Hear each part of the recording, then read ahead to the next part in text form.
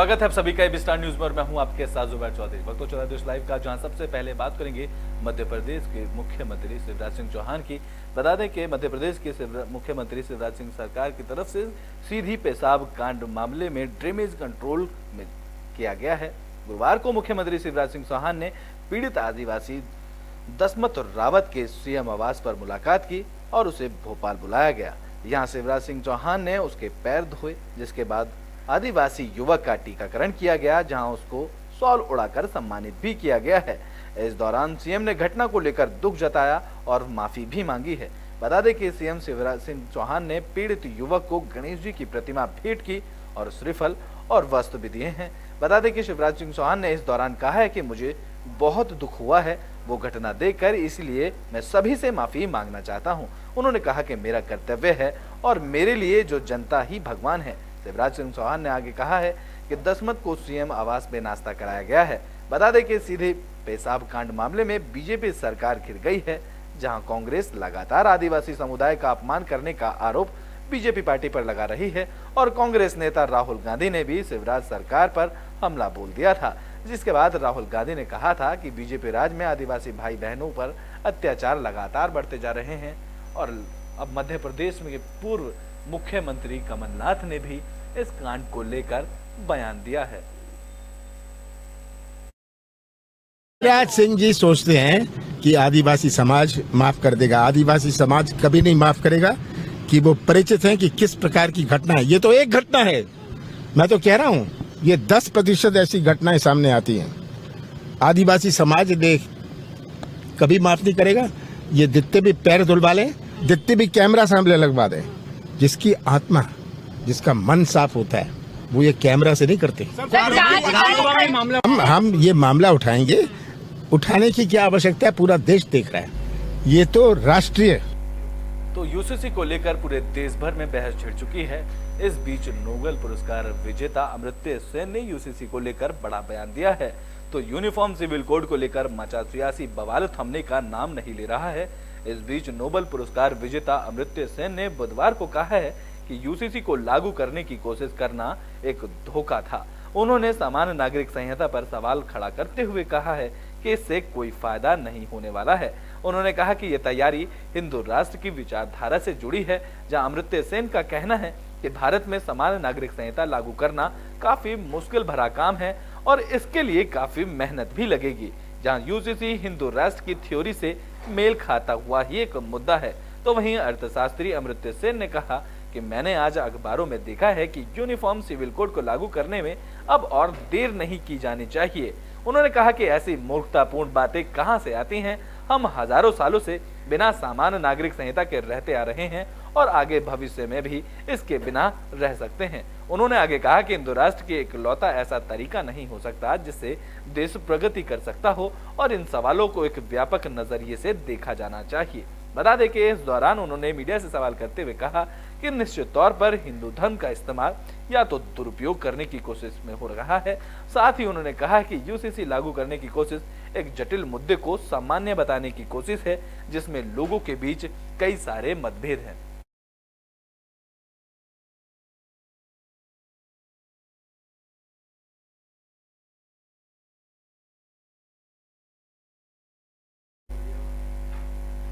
Bulletin में बात राजस्थान की कर लेते हैं, जहां कांग्रेस पार्टी की तरफ से बैठक का आयोजन किया गया। तो छत्तीसगढ़ के जारी कलह को शांत करने के बाद अब कांग्रेस आलाकमान की नजर राजस्थान पर है, जहां सचिन पायलट और सीएम अशोक गहलोत के बीच तनातनी खत्म होने का नाम नहीं ले रही है। अब राजस्थान को लेकर कांग्रेस की एक अहम बैठक हुई है, जिसमें राहुल गांधी, राष्ट्रीय अध्यक्ष मल्लिकार्जुन खड़गे, केसी वेणुगोपाल और सचिन पायलट समेत कुल 30 नेता बैठक में शामिल हुए, जहां सीएम अशोक गहलोत भी वीडियो कॉन्फ्रेंसिंग के जरिए इस बैठक से जुड़े। इस दौरान मुख्यमंत्री अशोक गहलोत पैर में चोट लगने के कारण जयपुर से ही इस बैठक में ऑनलाइन जुड़े। इस बैठक से एक दिन पहले मुख्यमंत्री अशोक गहलोत ने कहा था कि राजस्थान सरकार भर्ती परीक्षा के प्रश्न पत्र लीक मामले में सजा को मौजूदा 10 साल से बढ़ाकर आजीवन कारावास तक कराने के लिए अगले विधानसभा सत्र में एक विधेयक भी लाएगी, तो बता दें कि इस बैठक में कांग्रेस अध्यक्ष मल्लिकार्जुन खड़गे और पूर्व अध्यक्ष राहुल गांधी ने राजस्थान में होने वाले विधानसभा चुनाव की तैयारियों का जायजा लिया है और आगे की रणनीति बनाने पर चर्चा की गई है। इस बैठक में मुख्यमंत्री अशोक गहलोत और पूर्व मुख्यमंत्री सचिन पायलट के बीच के विवाद को सुलझाने की कोशिश के तौर पर भी इस बैठक को देखा जा रहा है। We have take important decision today. Number one, our ministers, MLAs, leaders, workers plan to take a house-to-house-to campaign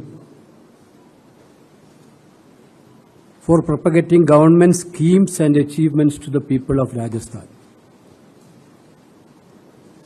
Party has decided to have a completely positive campaign from tomorrow onwards. Party decided to engage all communities, all social groups, and have interaction with them about the election manifesto and everything in coming 90 days. Party government coordination will be strengthened.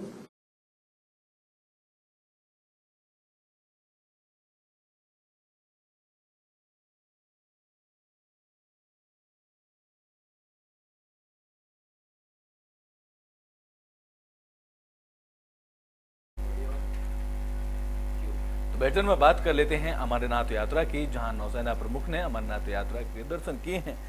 तो अमरनाथ यात्रा के लिए गुरुवार को बलटाल से पहलगांव में 10,000 से ज्यादा भक्तों का नया जत्था रवाना हुआ है। इस दौरान अधिकारियों ने बताया कि अमरनाथ की पवित्र गुफा के दर्शन के लिए श्रद्धालुओं की कुल संख्या एक हफ्ते में 1 लाख का आंकड़ा पार कर जाएगी, जहां पिछले 2 दिनों में रोज करीबन 10 से 12,000 यात्री पवित्र गुफा के दर्शन कर रहे हैं।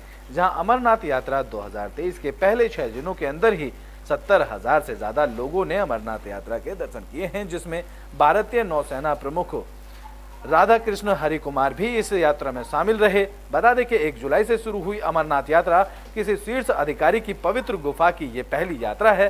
बता दें कि श्रीनगर स्थित चिनार कोर के एक शीर्ष अधिकारी ने यात्रा की पुष्टि करते हुए कहा है कि एडमिरल कुमार बुधवार को सुबह अमरनाथ यात्रा गुफा मंदिर पहुंचे। उन्होंने कहा कि नौसेना प्रमुख ने अमरनाथ गुफा मंदिर में पूजा अर्चना की और यात्रा की निगरानी कर रहे सुरक्षा एजेंसियों के अधिकारियों से भी मुलाकात की। इस दौरान शीर्ष अधिकारी को मौजूदा यात्रा के लिए सुरक्षा व्यवस्था के बारे में भी जानकारी दी गई और इस दौरान यात्रा का फीडबैक भी लिया गया है। बता दें कि बालटाल बेस कैंप में नुनवान बेस कैंप दोनों बुधवार को 18,384 तीर्थ यात्री अमरनाथ गुफा के मंदिर के लिए रवाना कर दिए गए हैं।